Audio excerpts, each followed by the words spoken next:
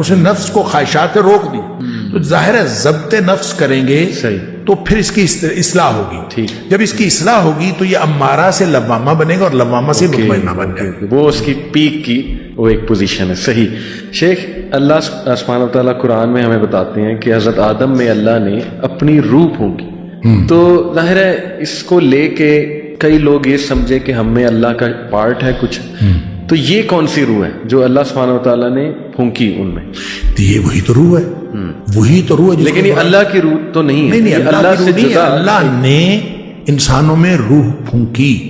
دیکھیں جب لیکن من روحی کے الفاظ، من روحی، دیکھیں بات یہ ہے کہ ساری کائنات اللہ کی ہے. صحیح. صرف روح کیوں اللہ کی ہے؟ ٹھیک ٹھیک ٹھیک. ہر چیز اللہ کی ہے. ہر چیز تو اللہ نے ہی ہر چیز بنائی ہے. صحیح. تو اس نے اپنی روح جو ہے وہ پھونک دی.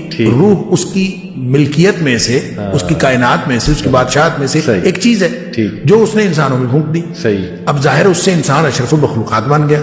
جو ہی روح پھونکی تو آرڈر تھا کہ جو ہی روح پھونکی جائے گی تو فوراً جو ہے وہ سجدے میں گر جانا ہے. تو روح پھونکی گئی تو سجدے میں گر گئے. اب مسئلہ یہ ہے کہ اس میں ہم خواہ نقطہ افرینی کرتے ہیں.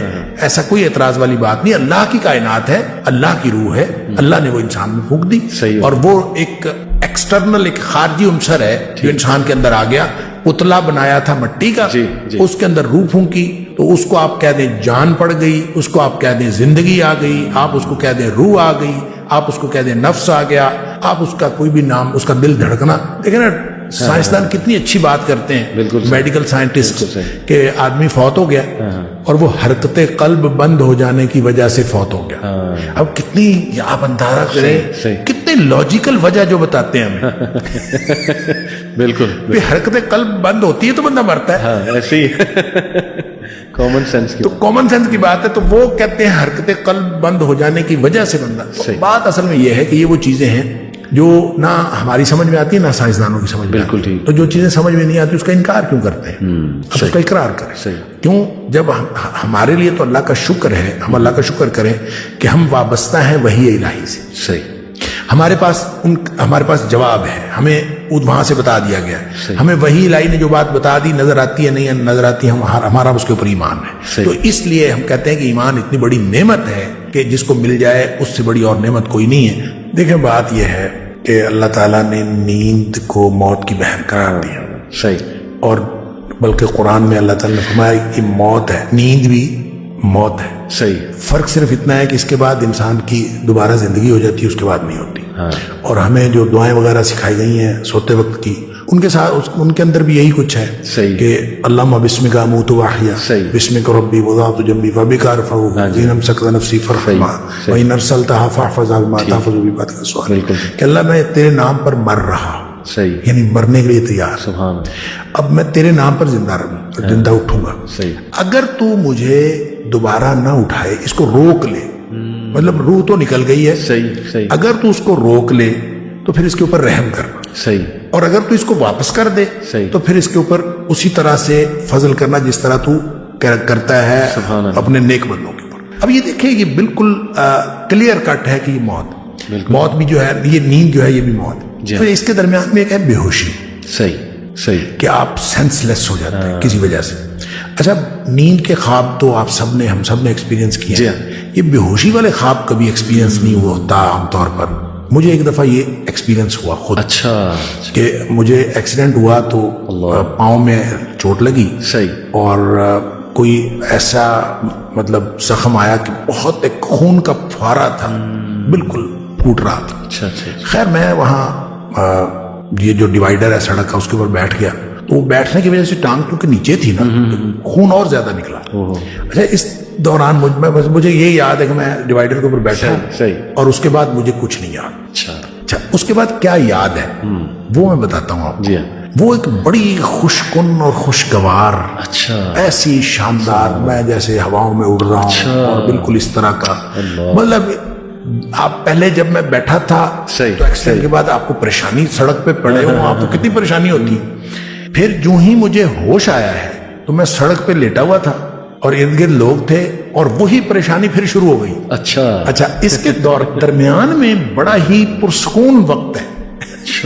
Very interesting. تو میں یہ کہتا ہوں کہ اگر موت ایسی ہے تو انشاءاللہ وہ تو راحت کا سامان ہے. جیسے نبی پاک صلی اللہ علیہ وسلم نے فرمایا وہ صبح شام کی دعاؤں میں جو دعا آتی ہے اللہم اصلح لی دینی الذی هو عصمۃ امری واصلح لی دنیای التی فیہا معاشی واصلح لی آخرتی التی فیہا معادی واجعل الحیات زیادۃ لی فی کل خیر واجعل الموت راحۃ لی من کل شر. اللہ میری موت کو ہر قسم کے شر سے راحت کا سامان بنا دے. اللہ. تو اس کا مطلب ہے موت جب مومن کی موت آتی ہے نا تو وہ تو خوش کن ہے صحیح اور ایک بڑے خوشگوار تجربہ ہے. اور اس کے بعد بلکہ وہ جو حدیث کے اندر آتا ہے کہ مومن کو تو موت سے پہلے اس کے کان میں خبر دی جاتی ہے. اچھا. موت کا فرشتہ کے کان میں کہتا ہے اے پاکیزہ روح صحیح نکلو. صحیح. اب اس کو کہا جا رہا ہے نکلو. صحیح. ابھی وہ نکلی نہیں ہے. صحیح. ٹھیک ہے نکلنے سے پہلے پیغام ہے. اس کو کہا جا رہا ہے نکلو الی مغفرت من اللہ و رضوان. صحیح. اللہ کی مغفرت اور اللہ کی خوشنودی تیرا انتظار کر رہی. واہ. اب اندازہ کریں کہ جس کو دنیا میں پڑے ہوئے یہ خبر ملے کیا بات کہ اللہ کی خوشنودی اور اللہ کی مغفرت میرا انتظار کر رہی ہے جی. تو اب اس کا مطلب یہ ہے کہ وہ تو فوراً نکلے گا اللہ بھاگے گا. بالکل. تو یہی فرمایا کہ اس کی پھر روح یوں نکلتی ہے فتخرج تسیل یوں بہاؤ کی صورت میں فوراً بہتے ہوئے نکلتی ہے کما تخرج القطرۃ من فی السقا.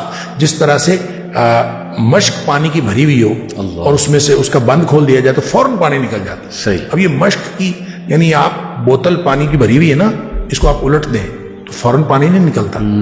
اس کو کھول کے آپ الٹ دیں تو فوراً تو پانی نہیں نکلتا. بالکل صحیح. مشک جو ہے پانی کی وہ چمڑے کی مشک ہوتی ہے اس کا دھانا اور اس کا پیٹ برابر ہوتا ہے. جی جی جی. اور اس کو اگر باندھا ہوا ہو جی تو اس کو کھولتے ہیں تو وہ فوراً نکل جاتا ہے کیونکہ اس کا دھانا اور پیٹ برابر ہوتا ہے. صحیح صحیح صحیح صحیح. لہٰذا یہ مثال یہ بتاتی ہے کہ جب مومن کی موت آتی ہے تو انتہائی خوشگوار مرحلہ اس کے اوپر آتا ہے. پہلے بھی مشکل ہوتی ہے بعد میں مشکل ہوتی ہے اور یعنی اس کو پوری زندگی پیچھے مشکل ہوتی ہے. جو ہی آتی ہے تو اس کے بعد اللہ تعالیٰ اس کو آسانیاں پیدا کر دیتا ہے اور وہ جو آسانیاں پھر آگے انشاءاللہ آسانیاں ہی آسانیاں.